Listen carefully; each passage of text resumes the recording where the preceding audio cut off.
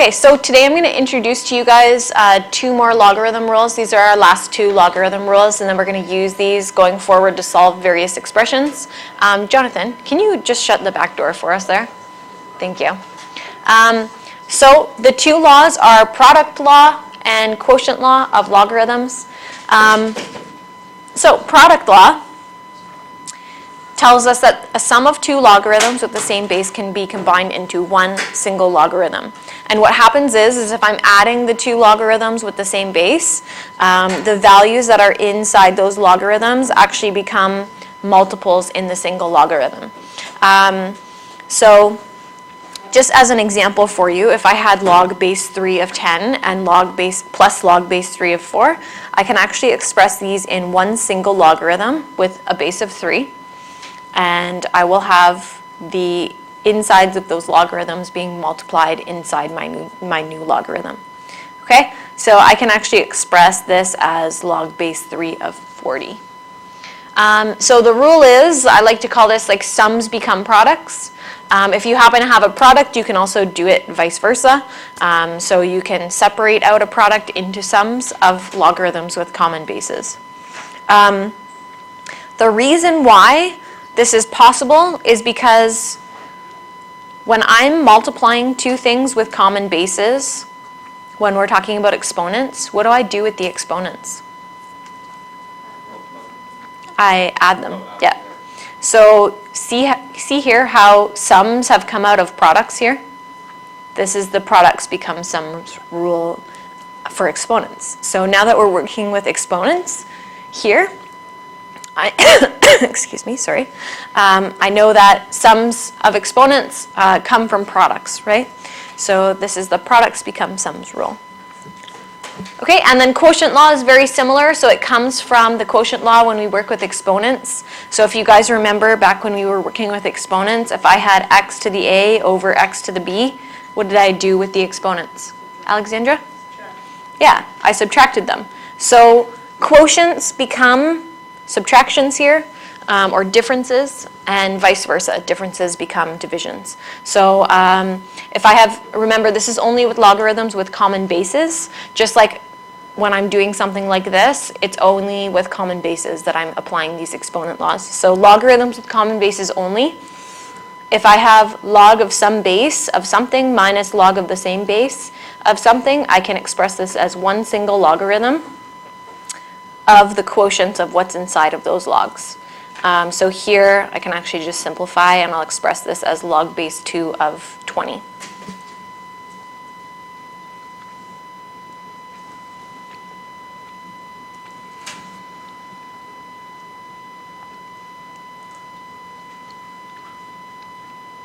All right. So below here I have basically a whole summary of our log rules that we've gone over. You'll also see these on your unit summary sheet that's at the beginning of your package there. So we've got power law, which we have learned since grade 11. We've got product law, which I just introduced to you, so products become sums. We have quotient law, so quotients become subtractions. Change of base, switching between exponential and logarithmic form, and vice versa. And then a couple other useful tips that you'll see used along the way. This one we used when we were solving logarithms in lesson 1. This is just telling you that if I don't see a base, it's a base of 10. And the log of any base of itself is actually equal to 1. Because b raised to what exponent is equal to b? Well, that's b raised to the exponent 1. So that's the answer we get out. Alexandra? Will we get these formulas on the test? No. These are for you to know. These are not really formulas. They're just rules that we follow. Yes. So you guys will work with them a lot though, so you'll get to know how the rules work for sure. Okay. One other kind of important thing that you should take note of is that whenever I have bases on my logarithms, I'm making sure that those bases are not 0. They're actually greater than 0. The bases also do not equal 1.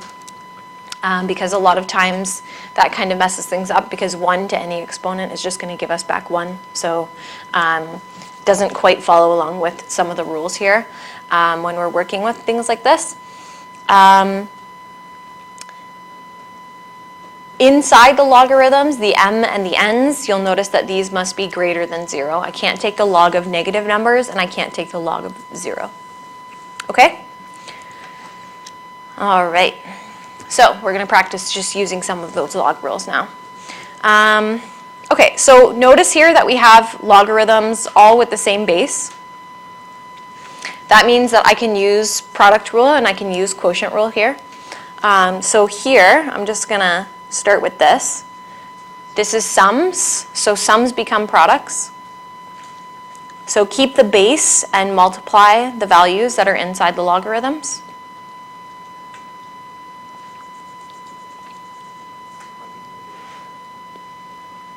What's that? Yeah. Okay, and then now that we've simplified that part, subtractions become divisions inside the logarithm. So it's the log base 4 of 108 over 6. So notice I'm putting the first thing as the numerator and the second thing as the denominator here. And someone do 108 divided by 6 for us. What is it, 18? Oh, yeah. Yeah.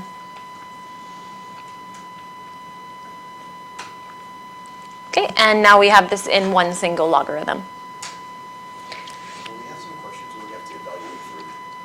Yeah, so if we wanted to evaluate this on our calculators, we would sub in log of 18 over log of 4 and then just calculate. So yeah, we could evaluate this if we wanted to.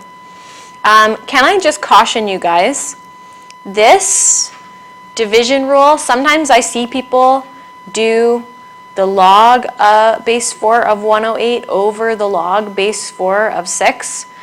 These two things are not equal. Do not do this.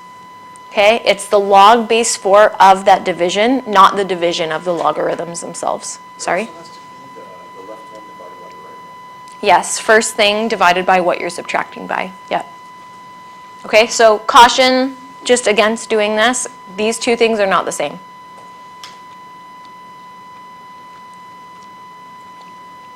All right, let's try another one. So here, I'm actually going to kind of just do this all together. We don't need to necessarily do it in as many steps as I did before. All of these sums will become products, and those will go into the numerator. Why did I put 8? I do not know.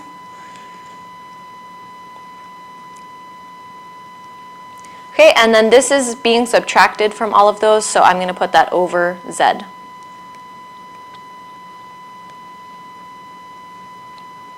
And then we're actually just going to simplify inside the logarithm here. So I think the z and z cancel each other out.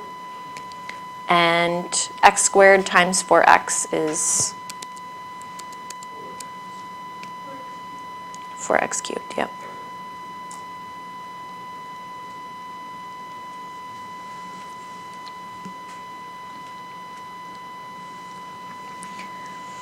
Now this is kind of an interesting case because I actually am not allowed to use power law on this to bring this exponent down in front. Why would I not be allowed to bring that exponent of 3 down in front using power rule? Liam? I mean, if I had something like this, I could still bring down the 3. What's the problem with what I have here, bringing down that 3? Alexandra? There's an X. The x is okay. The 4. What about the 4? It's there. It's there, yes. Where's my 8? It doesn't have an exponent of 3. It has an exponent of 1. Okay, that's the problem. The whole thing needs to have that exponent for me to bring it down in front. So I actually can't use power law on something like that. So just be mindful of that. Okay, if it were log of 4x cubed, then I could bring it down because both of those things have an exponent of 3. Okay? All right, so there's our single logarithm. That's the final answer there. Any questions so far? No? Okay, let's do a few more. All right, I want to express this as a single logarithm. Any ideas as to how I can do that here? Oh, is it minus? So remember, this is not equal to what we've been using with quotient rule. This can become subtractions here. The first one is not the same thing. So I can't go the subtraction route with this. How do I express log of something over log of something else as a single logarithm? How would you guys do it if you saw log of 8 over log of 6? Log 6, 8. Log base 6 of 8. Same thing here. Okay? All I have over here, like this is basically the same case, except for you have bases of 10 here. I have bases of 3 here. It's the same thing. I can use the change of base formula on both. Okay, so this is change of base.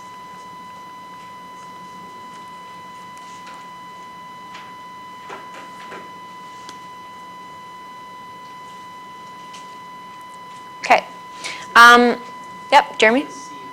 Change of base. Pierce? So quick question, it doesn't matter what the base was before, as long as I do with that 6 and 8? Yep. Well, it matters if the base is the same. If it's not the same, I can't do this. So if it's But not the same, then you would do the subtraction. no, I can't do that either. I wouldn't be able to simplify it into one. Yep. Okay. Before you guys apply quotient rule and product rule here, you need to take care of these guys out front. Now, I'm going to kind of do what we did with power law, but in reverse. So if I have a value out front as a multiple, I can actually kind of do like a reverse power rule where I bring this up as an exponent here. I can't merge logarithms until I have logarithms without coefficients like this. So before we do that, we will bring those up.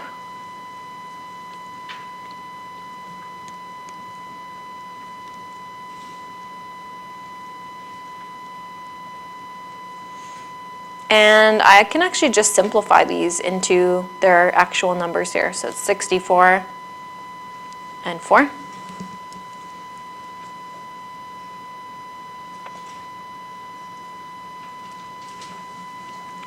And then I'm going to apply quotient rule here. So it'll be log of 15 over 64.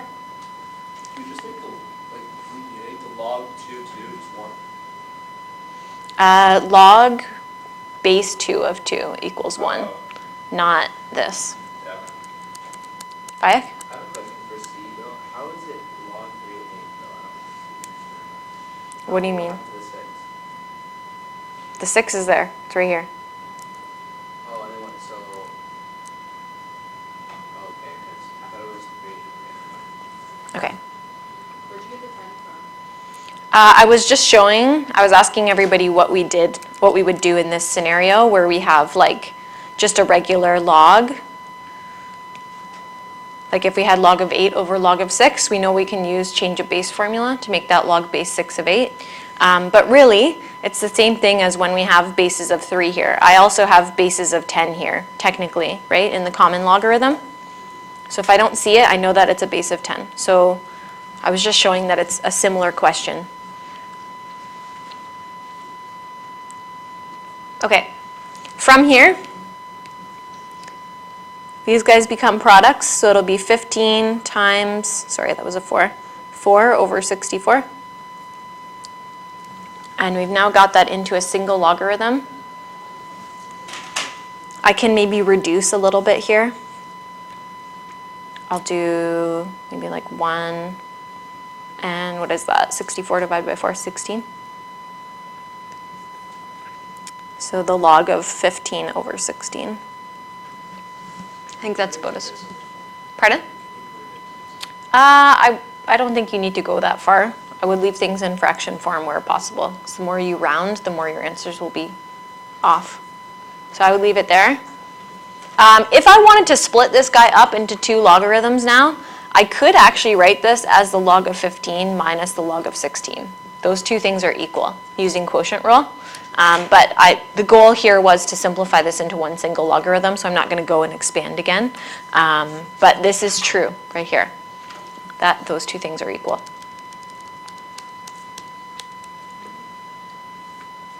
Okay, and if I wanted to, I could plug this into my calculator and calculate. Wait, I don't understand the stuff we were canceling on stuff. This, Yeah. I'm just reducing. I'm doing 4 divided by 4 and 64 divided by 4.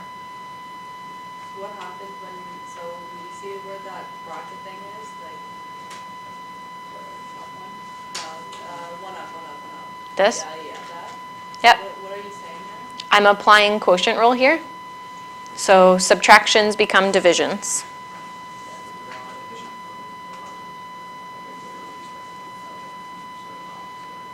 Okay. Write as a single logarithm, then evaluate. So can someone help us with this one? How do we write this as a single logarithm? Pierce? 3 times 27. Okay, good. So log base 9 of 3 times 27 is 81. And we're just going to kind of start thinking about these in terms of what this question is actually asking. If I want to evaluate log base 9 of 81, 9 raised to what exponent equals 81? 2. And that's the answer to the logarithm, 2. Oh, so that's how it works in the base, then? Just that value like that? Well, if it's a simple, like if 81 is Yeah, like, you know an that exponent argument. from 9, then yeah, we can evaluate like that. But even, would you just do the square, or how would you do it if it was like if it was a hard number? Exactly, so you have to use change of base, right? So you'd have to do log of 81 over log of 9 if you're not sure what that value is. Oh, I thought it was, like, yesterday before I learned it, I thought it was 9 log 81, that's not right, right? No. Sorry? So if it was like log and the base was 4 and 64, so it Yep. would equal 4. 3. 3 because 4 to the exponent 3 is 64, right? Yeah. Okay, let's try this one. Can somebody express this as a single logarithm to start? Sorry? Log 4, Mm-hmm. and then in brackets 192 over 350. Awesome. Wait, why is it divided? Because subtractions become divisions. Oh. Awesome. And 192 divided by 3. Okay. So 4 raised to what exponent equals 64? 3. So that's the answer to the logarithm. Okay, if it's not an easy answer like that, we need to use the change of base formula to evaluate. Okay? Any questions on this one?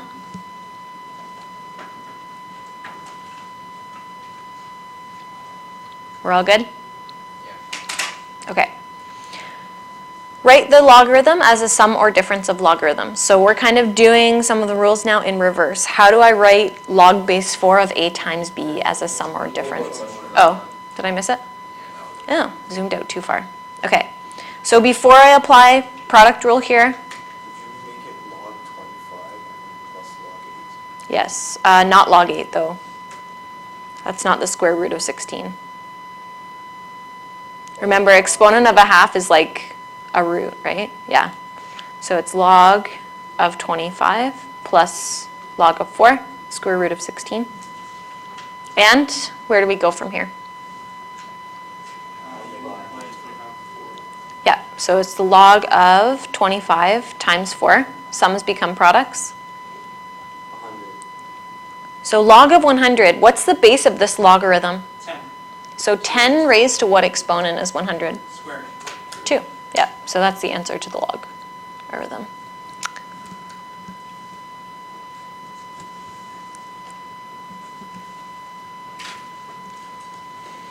Okay, you guys can actually check your answers, especially when you're working with the common log. This is pretty easy to check your answer. If you enter in 2 log 5 plus half of log 16, you should get out the value 2 from this. Okay, so you can actually check that this is equal to this. Wait, can you go back to B for a second? Okay, these ones I could check if I wanted to. I can check my simplification by evaluating the log of 192 over the log of 4 minus the log of 3 over the log of 4. That could be your check that you see whether or not that's equal to 3 or not. Okay, I'm just using change of base formula there. Same idea with this one. So I can check that the log of 3 over the log of 9 plus the log of 27 over the log of 9 is equal to 2. Make sense? Okay, just using change of base formula there. Did you have a question about B, Claire? No, I just didn't fill it out. Okay. Are they all change of base? The checks, yes, these guys are. The rest of these, I'm using the rules that I introduced to you at the beginning of the lesson, which are product rule and quotient rule. Any further questions on these ones? No? Okay. Couple more for today, and then you guys are going to do some practice. Write the logarithm as a sum or difference of logarithms. Who can help us with the first one? Sam. Log 4a plus log 4b. Okay. Log base 4 of A plus log base 4 of B. So products become sums. Okay, how about 40? Well, there's a bunch of different ways that we can actually write 40 as a sum or difference. One way, potentially, could be if I use quotient rule. Maybe I could express this as like 80 over 2. And then divisions become subtractions. So I could do something like this. I could also show this as a product. Okay, it could be like 4 times 10. And then I can show log base 4 plus log base 10. All of these are equivalent logarithmic expressions. For this one, no, because it doesn't give us any specific direction on what to break that up into. Could someone give me another one that we could use to express log of 40 as a sum or difference of logarithm? Yeah, so I could also do log of 2 times 20, and then express that as a sum, log of 2 plus the log of 20. So lots of different ways that we can do this. Log of a base 1. No, log 1. Yeah. So like, you can also do log 1 minus, or log 40 minus 1. Log 1. Yeah. I'm just giving examples of what you can do for this one. I actually have to check that one. I don't think you can do that actually. Yeah, no, you can't do that. No.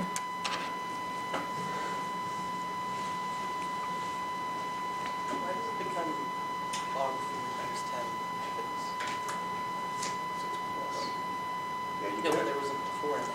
Oh, sorry. I don't know why I just did, this is weird, what I just did here. Log of 4 plus log of 10. Sorry, thank you. Good question, I don't know.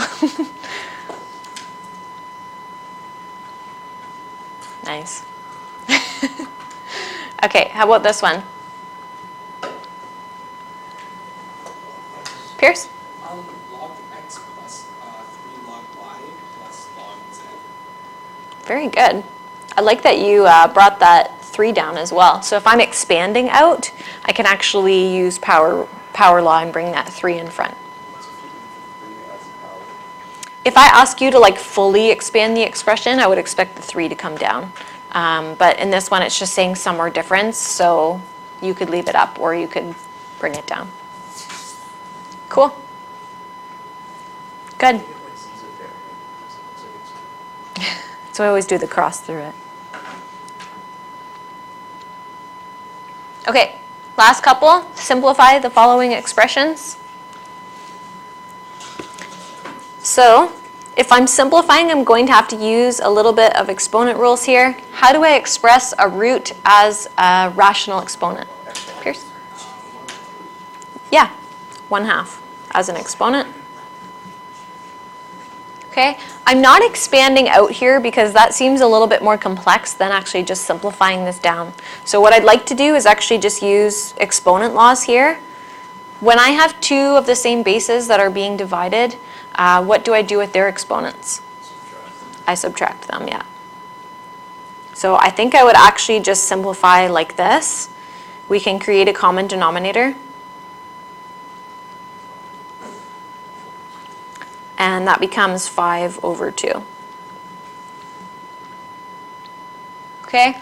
What I can do is I could also bring this down in front if I were actually trying to submit like, or substitute an x value in here. Perhaps I could do like 5 over 2 times the log of x. I think either one of these answers is acceptable. Okay, but that is power law, so you could do that. Okay, you would just have to decide what's most beneficial for you if you're calculating something, but either one of these answers is good with me.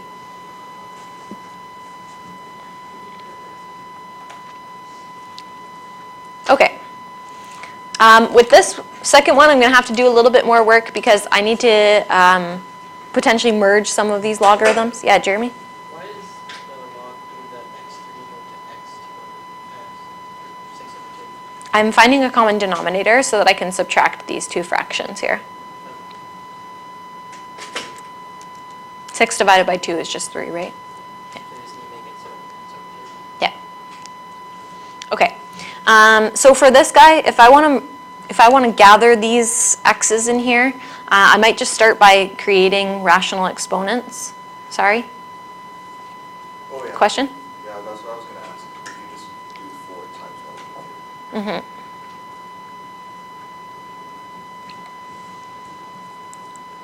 Okay, and then I'm going to use log rules to merge this into one single logarithm. So these sums of these logarithms become products, and then I divide by the log, what's inside of this logarithm. So it'll be 4 over 3 times x cubed all over x to the half. And then what I'd like to do is just simplify all the x's inside here with exponent rules. So common denominator with a denominator of 3, 2, and 1. What should we use as our common denominator? 6. So 8 over 6. If I have a common denominator here of 6, I get 18 over 6, and then 6 over 3. Okay, so just finding common denominators here. And then products, I add the exponents because I'm simplifying this all into one single x.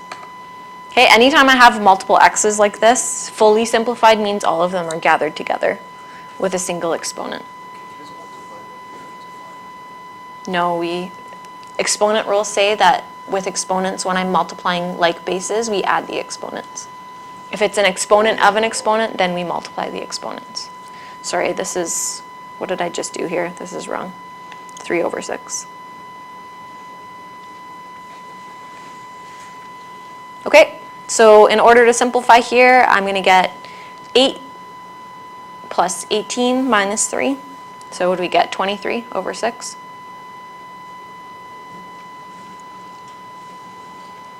And then again, we can bring that down if we want. Either of these answers, again, would be acceptable for me.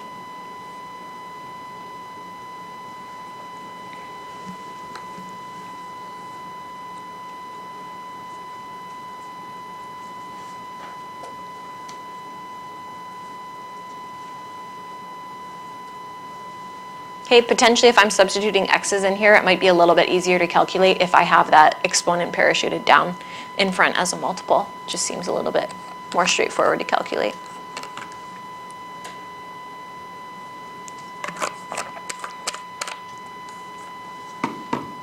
Questions on these two? We're okay? Okay, last one.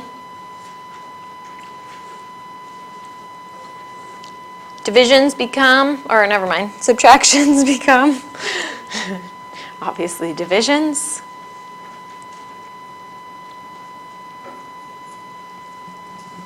Okay, and then I'm simplifying a rational expression in here. So I would like to simplify as much as possible by factoring and common factoring everything that I can. What do you guys notice about the denominator here? Yeah, so what does this factor into? Alexandra? X plus 3 and x minus 3. Yep. So these actually will end up canceling. And I just have the log of 3 over x plus 3.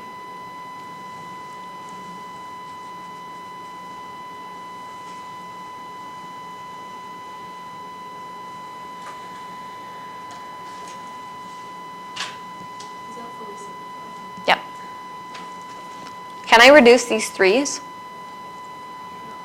No, the bottom is x plus x. Yeah, you have addition here. So no simplifying individual terms like that when there's addition. Good. Okay, technically I do have some restrictions here. I definitely don't want the bottom of this fraction to end up equaling 0. I also don't want to take the logs of any negatives or the log of 0. So I would actually be saying here that x must be greater than 3. And so it's not equal to 3, it must be greater than 3, because if I sub in 3 here, I'm getting the log of 0, which is not possible. And if I sub in anything less than 3, like 2.5 or 2 or anything like that, I'm trying to take the log of a negative, which is a problem. As far as negative 3, yeah, x can't be anything less than 3, basically, but it also shouldn't be negative 3 as well because of this, but that falls into this range, so x would have to be greater than 3 here. Okay, with these guys over here, I would say x needs to be greater than 0, right? We don't want it to be negative, and we don't want it to be equal to 0. So I would put that stipulation, x must be greater than 0, on actually both of these questions here. Okay, so no taking the logs of negatives and no taking the logs of zeros.